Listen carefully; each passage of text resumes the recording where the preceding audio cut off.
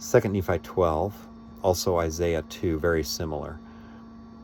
Here, Isaiah is reminding us to think differently when we connect with God than we do about our human affairs. And he talks about just various problems with human affairs, people getting too occupied with money and fighting each other and pride and all that.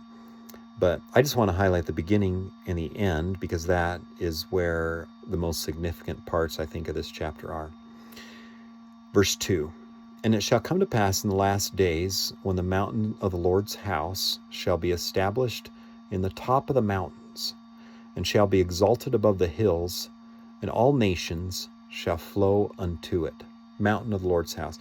A lot of people think of that as the temple, and especially the Salt Lake Temple, because it's about 5,000 feet in elevation, and there's mountains all around it.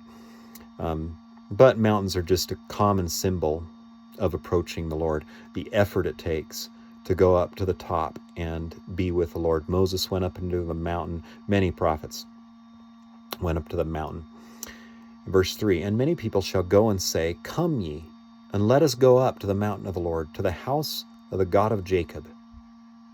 And he will teach us of his ways, and we will walk in his paths. For out of Zion shall go forth the law and the word of the Lord from Jerusalem."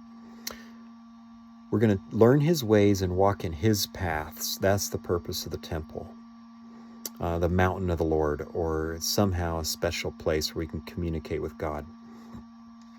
And, you may remember Jacob just barely told us that the reason we're reading Isaiah is to remember the covenants and his power to deliver us.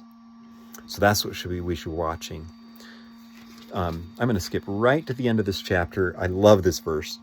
"Cease," this is verse 22, last verse of the chapter. "Cease ye from man, whose breath is in his nostrils.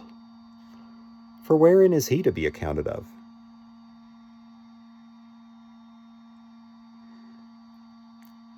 His breath is in his nostrils. That's it.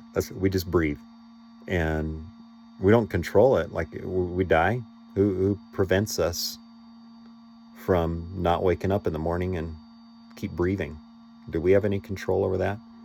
"Cease ye from man, whose breath is in his nostrils, for wherein is he to be accounted of?"